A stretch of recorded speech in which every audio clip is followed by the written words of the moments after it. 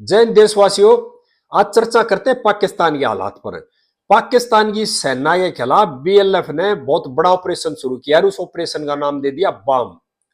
बम operation के तहत 70 जगह हमले किए हैं एक हफ्ते के अंदर अंदर, और बड़े बड़े हमले किए, जो सरकारी इमारतों पर हमले किए हैं, सैन्य चौकियों पर हमले किए हैं, और जो यानी कि जितने सरकारी प्रतिष्ठान थे, इमारतें थी, दफ्तर थे, उनको निशाना बना जा रहा है। काफी भारी नुकसान कर रखा है।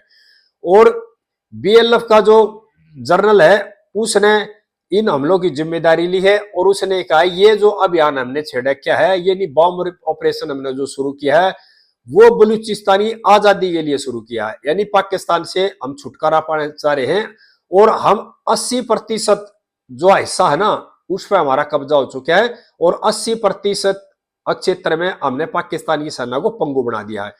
मकराना जो तटीय क्षेत्र है ना, उससे लेकर पहाड़ी कोहे सुलेमान जो पर्वत है वहां तक उन्होंने लगातार हमले करे, 70 से ज्यादा हमले किए हैं। और पाक की जो ज्यादतियों के कारण, यानी पाक की सेना ने जो ज्यादती करी थी, जो उनके नेता अंदर डाल रखे हैं, उसको लेकर के ये हमला कर रहे हैं। और मंगलवार रात को बलूचिस्तान के मंजगुर, सूरब, कैच, खाटन सहित कई जिलों में हमले किए हैं। और सभी जो हमले हैं ना, सरकारी दफ्तरों पे, पुलिस चौकियों पे और जो सरकार की वैसी इमारतें उन पर हमले किए। और इन हमलों की जो जिम्मेवारी है वो खुल कर ले ली है बीएलएफ ने। और पाक सरकार ने इस हमलों के बारे में कोई नुकसान की पुष्टि नहीं करी है। और जो बीएलएफ और बीएलए मिल करके हमले कर रहे हैं। और 2 दिन पहले यानी कि गुरुवार को 2 बसें थी वो रोकी गई जो बलूचिस्तान से पंजाब की तरफ आ रही थी, यानी कि बीएलएफ के विद्रोही ने उन बसों को रोका और सबके आइडेंटिटी कार्ड देखे, जिनमें से 9 यात्री पंजाब प्रांत के थे। बाकी यात्रियों को छोड़ दिया, जो पंजाब प्रांत के यात्री थे उनकी हत्या कर दी। सिर्फ यानी कि उनका जो विरोध है, उन्होंने विरोध जो छेड़ रखा, विद्रोह जो छेड़ रखा, पंजाब प्रांत के खिलाफ छेड़ रखा एक तरह से।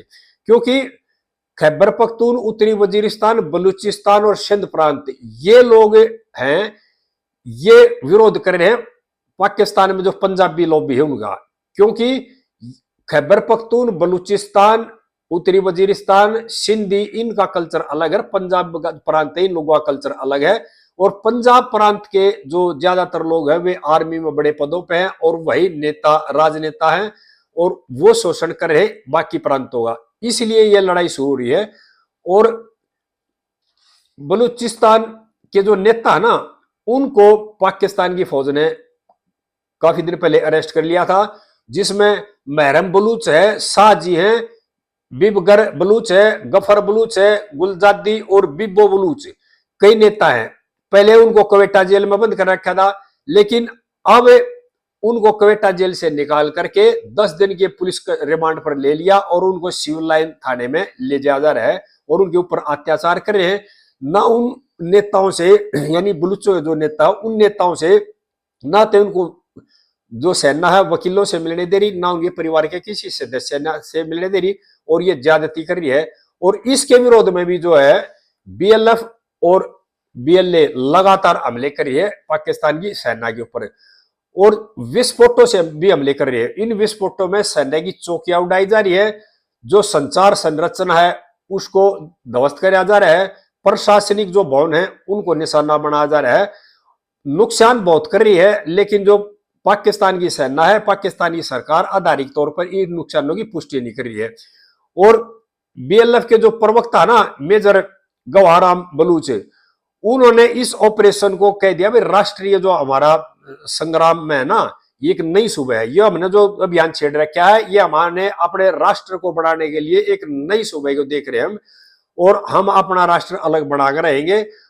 और गुरुवार की रात को जो नेशनल हाईवे पे यात्रियों पे जो हमला किया था, मारे बसों से उतारे करके, वो भी इसी अभियान का हिस्सा है। और उस दिन 9 यात्रियों की हत्या देखी थी बस में से उतार गए, उसके से अलग 3 और जगह पर बहुत बड़े बड़े हमले किए थे बलूच आर्मी ने और बीएलएफ ने मिलकर के। और यानी कि 9 जो यात्री पाकिस्तान के मारे थे वो इस विरोध में मारे थे, क्योंकि जो पंजाब प्रांत के लोग हैं वो दूसरे प्रांत के लोगों पे अत्याचार करते हैं, वही सेना में ज्यादा है। बलूचों ने कवेटा, तोरलाई और मस्तूम में 3 जगह पे जो हमले किए थे बड़े बड़े गुरुवार को, उसमें भी बहुत ज्यादा नुकसान हुआ है पाकिस्तानी सेना को और जो प्रशासनिक भवनों को। लेकिन दुनिया को गुमराह कर रही है पाकिस्तान की जो सेना है वो, और पाकिस्तान के जो शासन में बैठे हुए लोग हैं, प्रधानमंत्री हैं, वो दुनिया को गुमराह कर रहे हैं। वो कह रहे हैं हमारे यहाँ कुछ नहीं, शांति है। लेकिन उन्होंने, जो प्रवक्ता हैं बीएलएफ के, उन्होंने ये दावा किया है और ये दुनिया को बता दिया, जो चीन पाकिस्तान कॉरिडोर था उस पर हमने पूरी तरह से कब्जा कर लिया, उसको अवरुद्ध कर दिया, उसको नहीं बढ़ने दें बिल्कुल भी। और जितने सैन्य प्रतिष्ठान थे बलूचिस्तान में, खैबर पख्तूनख्वा में, उसमें 80% से ज्यादा हमारा कब्जा है उन सैन्य प्रतिष्ठानों पर, उनको हमने तबाह कर दिया है।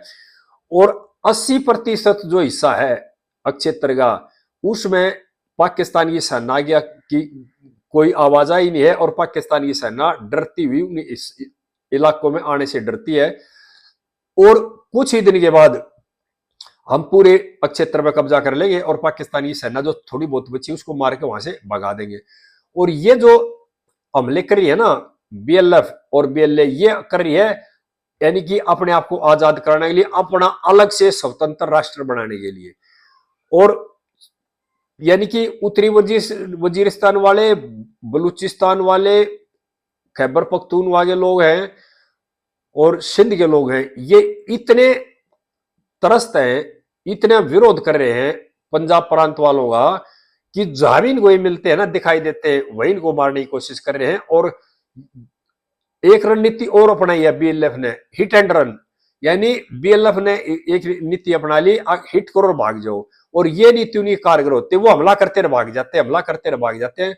पहले सैन्य चौकियों पर हमला करते थे, सैन्य प्रतिष्ठानों पर हमला करते थे।